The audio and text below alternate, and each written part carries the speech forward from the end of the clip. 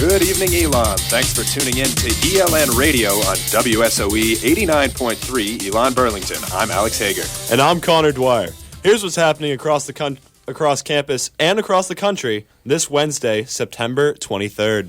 Pope Francis started off his first whole day in the United States by addressing a crowd of 15,000 on the South Lawn of the White House. In his speech, he praised President Obama's initiatives on climate change, an issue that Francis has made a priority in his papacy. The Pope concluded by urging citizens to continue to help the vulnerable people of the world.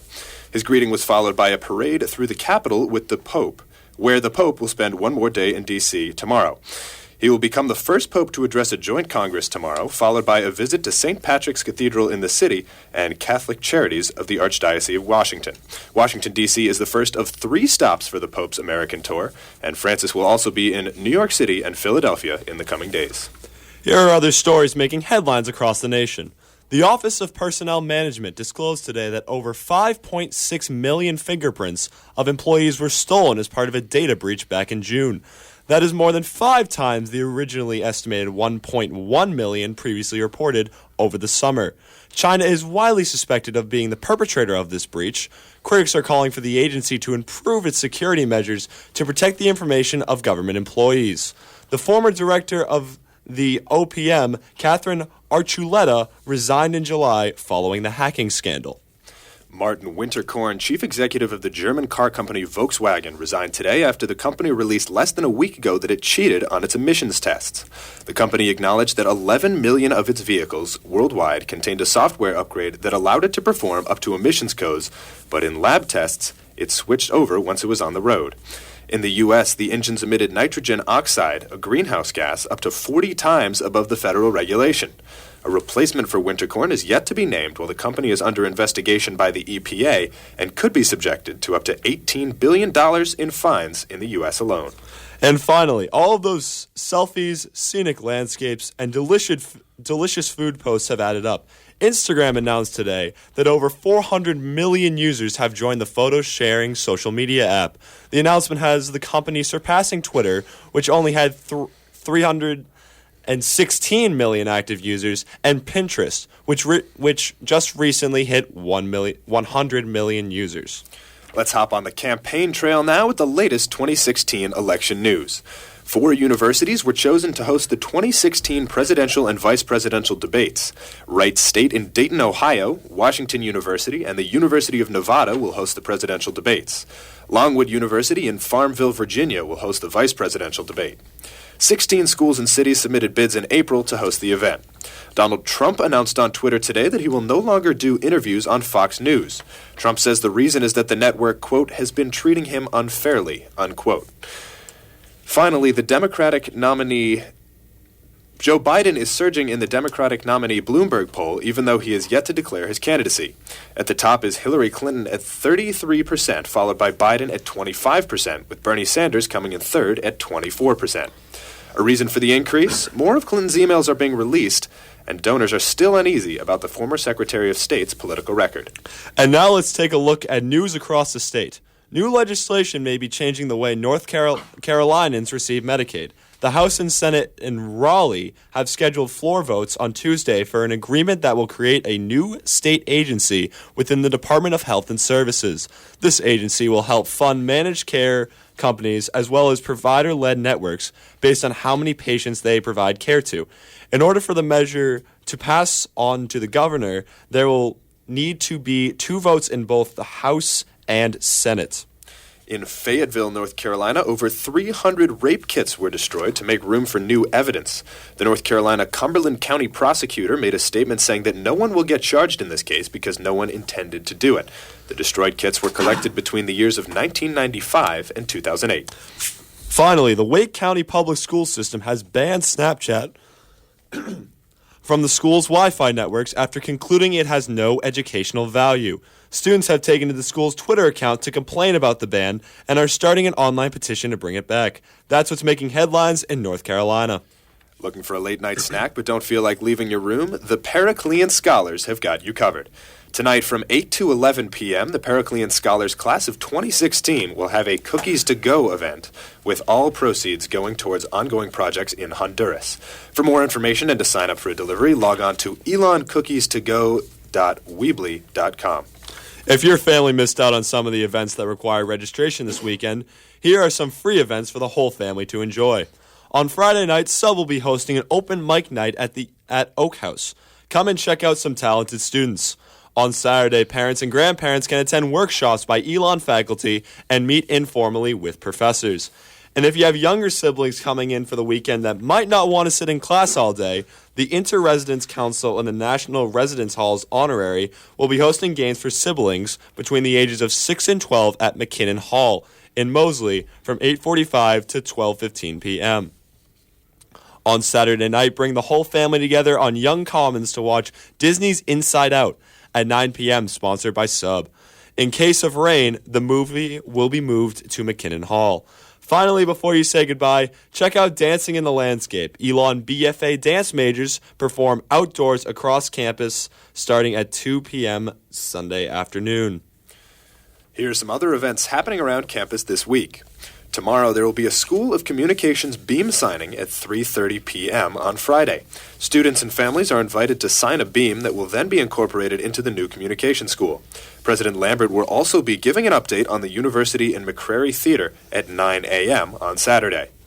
And tomorrow night, Mike Domiritz is back at ELN for his annual Can I Kiss You speech. The event features discussion about healthy relationships with sex trivia and other interactive experiences. The event is presented by Sub and Sparks and will be at 9:30 p.m. in McKinnon Hall. Make sure to watch where you park this weekend on Saturday. ELN will be playing Towson at 3 p.m. All vehicles must be moved from Rhodes Stadium, Global Neighborhood, McMichael Science Center, Fine Arts, Hunt Softball, and Inman Admissions parking lots before 8 a.m. on Saturday. All vehicles will be towed if they are not moved. Students can park at the Danley Center, Mooney, East Gym, South Campus, and Colonnades parking lot. Now, you may have heard him while you're wandering through the Mosley Center, but who is the piano guy? Find out when we come back on ELN Radio.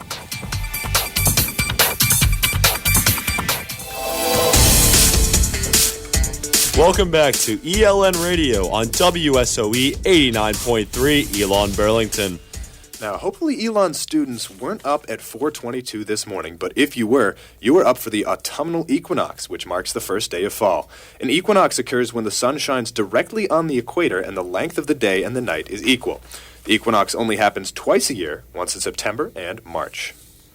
And now that fall is here, are temperatures going to drop? And how is the weather looking for family weekend? Our Serge Minisandrum is live in the studio with our Phoenix 5-day forecast. Serge? So the last couple of days have been feeling very fall-like for us here at Elon, but today it has been a little warmer with a high of 77. It's going to stay considerably cloudy for the rest of the day, but there is a 0% chance of rain in the forecast as we move into the night. The temperature is expected to drop to 58 and stay partly to mostly cloudy with a 20% chance of rain. Tomorrow, Thursday, the temperature is going back down with a high of 69 degrees. It's going to be cloudy in the morning, then off and on rain showers in the afternoon with a chance of rain at 60%. In the night, the temperature is going down to a chilly 58 degrees with a 70% chance of rain. Tell your families to break out your umbrellas, rain jackets, and rain boots for the start of family weekend on Friday because we have a 100% chance of rain with a high of 64 and a low of 59 in the night. And we are looking at a rainy weekend with a 100% chance of rain on Saturday with a high of 66 and a low of 58, and occasional rain on Sunday with a 50% chance and a high of 66 and a low of 58. And that's the Phoenix 5-day forecast. Thanks, Serge. After gaining attention on the popular social media app Yik Yak, the piano guy has taken Mosley Center by storm. But just who is the piano guy?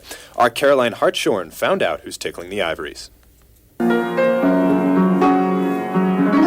Clive Anthony Stamp has been playing piano for 12 years now, and he knew the Mosley piano would soon become his home when he visited Elon last spring. It was Fellows Weekend back in March when I was a senior in high school. I came down. I asked somebody if I could play, and they said, oh yeah, no one ever plays it. And they were like, if you ever come here, you should play it all the time. And I was like, all right, took them up on the offer. Not only can Stamp play covers of songs, he also has a few originals as well. I had like catchy melodies in my head that I would just sing, and then I just put them in a key that I'm familiar with, and then I kind of just incorporate that melody into something. For students walking around Mosley, Stamp is known as the piano guy. since he is often there 2 to 3 times a day. And very quickly, this piano guy has become a celebrity. At first, they kind of just looked at me because none of them knew me. They used to look and smile, but now I see the same faces every now and then. When he isn't playing piano, this computer science and musical performance major loves programming as well as marching band. Yet for Stamp, he loves getting to put his emotions into songs.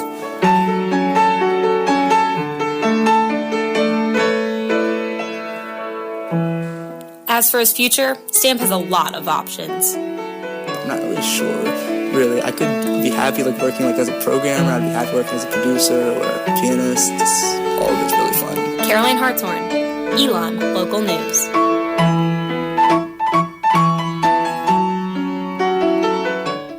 This week in health news, fast food consumption among teenagers, a problem with taking medications, and how condiments will help fight malnutrition.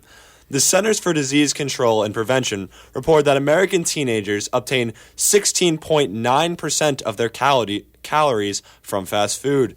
Researchers calculated 34.3% of children and adolescents between ages 2 and 19 eat junk food every day. 2/3 of this group gets 25% of their total calories from these meals. These statistics held true regardless of gender, weight, and financial status. Next, a recent report from Harris Interactive shows that an inability to swallow pills is a problem that persists from childhood to adulthood. This difficulty results in many adults refusing to take their medications altogether. Dr. Kathleen Bradford, a professor of pediatrics at the University of North Carolina at Chapel Hill, believes that age is not a factor. The problem, she says, likely has to do with anxiety. Suggestions to overcome this problem include taking medication in a liquid form if possible, purchasing specialized pill-swallowing cup that helps you drink the pill, and tricking yourself into thinking that swallowing pills is like swallowing a soft piece of bread.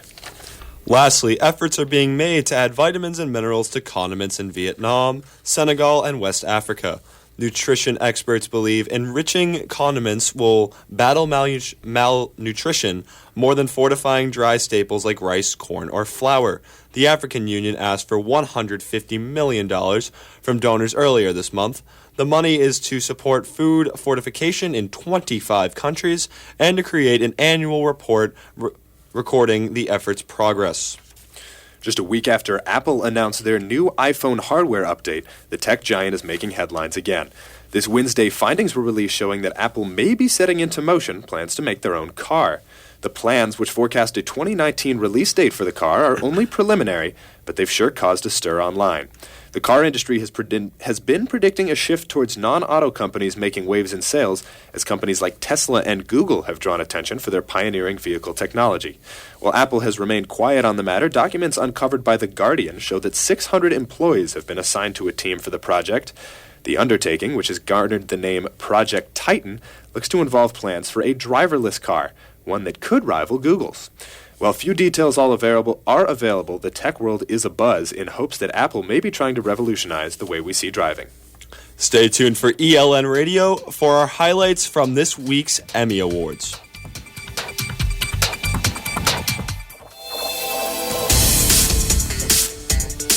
Welcome back, and thanks for listening to ELN Radio on WSOE 89.3 Elon Burlington. Do you ever wonder why your favorite TV shows never use the song Happy Birthday to You when a character celebrates a birthday? Well, a California judge's ruling might change that.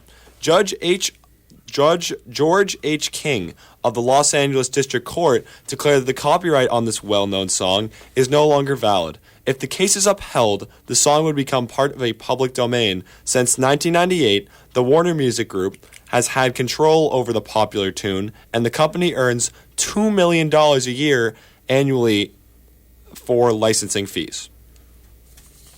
Looking for some new music for that weekend playlist? Our Emily Harrison has got you covered.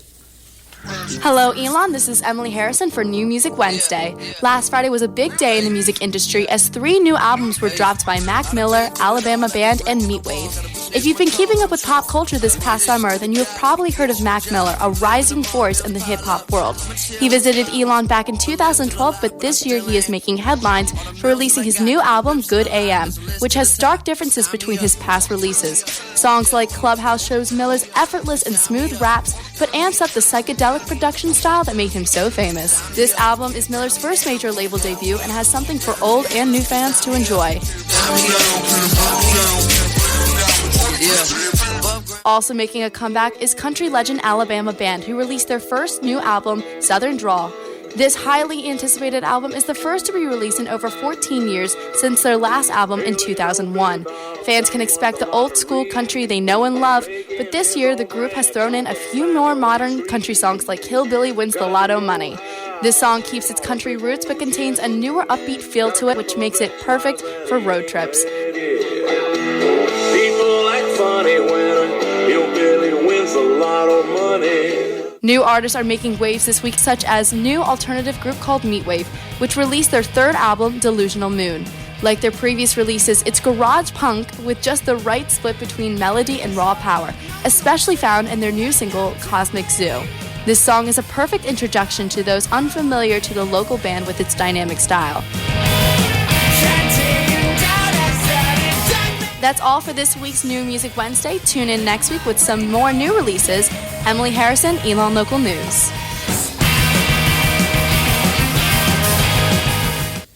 Wow, those are some great new jams. Now let's check out the latest in entertainment news. Sunday night was a big night for television fans as Andy Samberg hosted this year's Primetime Emmy Awards.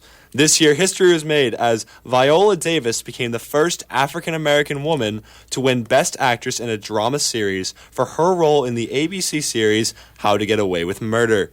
Davis accepted the award with a powerful acceptance speech and talked about her struggle in Hollywood as a black woman, saying, quote, "The only thing that separates women of color from anyone else is opportunity," end quote.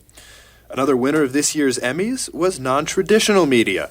HBO's series, the HBO original series Veep took home 4 trophies, including Best Comedy, ending Modern Family's 5-year win streak. But the true king of this year's Emmy Awards was HBO's Game of Thrones, which shattered the Emmy record with 12 awards won. Netflix and Amazon also took home top prizes. Jeffrey Tambor won Outstanding Actor in a Comedy for the Amazon show Transparent, while Netflix's Orange is the New Black actress Uzo Aduba won for Best Supporting Actress in a Comedy. This weekend was also filled with the sound of wedding bells. Ridiculousness host Rob Dyrdek tied the knot with fiancée Brianna Noel Flores. Allison Williams, star of HBO's Girls and daughter of former NBC Nightly News anchor Brian Williams, was married to Ricky Van Veen, the co-founder of College Humor. Williams and Van Veen had good friends of the bride and groom in attendance, including Katy Perry, John Mayer, and Seth Meyers in attendance. And even Forrest Gump himself, Tom Hanks, officiated the wedding. All of these celebrity guests had me wondering, where was my invite? You know, Connor, I gotta wonder the same thing, too. Do you have a favorite celebrity couple? I'm a big fan of Brangelina, I'm not going to lie. I mean, that's a traditional powerhouse. Yeah. You know what I'd like? I want to do a power rankings of celebrity power couples. Yeah, it's just... Like, we could have college football playoff. We need to have a bracket for celebrity power couples, like a playoff. I think that's what this world deserves. Okay, well, we have the whole AP Top 25, and then the top 4 would compete at the end of the season. Is that what you're saying? I mean, I think a coach's poll is probably the best way. I would agree with that. It's the best way to do it. You got to have an order to these things. Exactly. Couldn't agree more. So the Emmys may have only had a brief moment of musical entertainment from host Andy Samberg, but we've got a fix for that. Tomorrow on ELN Morning, rapper Eli Kronavet from Elon's own Ripcord performs live. Tune into Channel 5 at 9:50 to check out his sound. Want to turn your family into Phoenix fanatics? We've got all the sporting events you can check out during Family Weekend coming up. Welcome back, Phoenix fans. Coming up now is the latest in sports. Elon University President Leo Lambert was one of 9 college presidents to sign a letter saying they will not offer cost of attendance stipends for student athletes. Among other colleges that signed the letter are fellow Colonial Athletic Association members James Madison University, Hofstra University, the University of Delaware, and the College of William and Mary. The letter says that providing stipends to student athletes could lead to the elimination of some athletic programs from campus due to cost. CAA members Towson University and College of Charleston have said that they will offer stipends. Have some downtime with your parents this weekend? There are plenty of ELN athletic events lined up this week to keep you and your family entertained.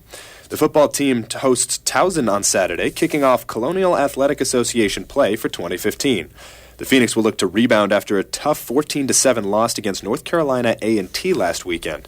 ELN is 0-4 all-time against the Tigers, but only lost by 2 points in their last meeting just a year ago. Kickoff is set for 3 p.m. at Rhodes Stadium. If you're looking for a different kind of football, women's soccer has a 2-game homestand starting on Friday with a match against CAA foe Northeastern at 7 p.m. on Rudd Field. The Phoenix returns to the pitch Sunday to face Hofstra at 1 p.m. ELN is off to its best start in program history, standing at 7-1-1. Moving on to the men's side now, the men's soccer team suffered its first loss of the season last night, falling 3-1 at the University of South Carolina. The loss comes one day after the National Soccer Coaches Association of America ranked ELN 8th in the country, the Phoenix's highest ever ranking. The men's soccer team is now 7-0-1 on the season. For latest scores and updates from your favorite Phoenix teams, follow us on Facebook and Twitter at ELN Sports. Yogi Berra, the New York Yankees Hall of Fame catcher, died yesterday. Berra was part of 10 Yankees championship teams. He also was a manager for both the Yankees and Mets. Many of the sayings called Yogiisms are still widely used in pop culture. He also was the inspiration for the cartoon character Yogi Bear. Former Yankee shortstop and captain Derek Jeter posted a tribute to the former Yankee on his website. He wrote, quote, "He will always be remembered for his success on the field, but I believe his finest quality was how he treated everyone with sincerity and kindness," unquote. Berra was 90 years old. Thank you for tuning in to ELN Radio. That is all we have for you tonight. Now, to stay up to date with all of the news you need to know, follow us on Twitter at ELN Radio and like us on Facebook. You can also follow ELN Local News on Twitter at ELN Local News. Until next week, I'm Alex Hager. And I'm Connor Dwyer. Have a great week, Elon.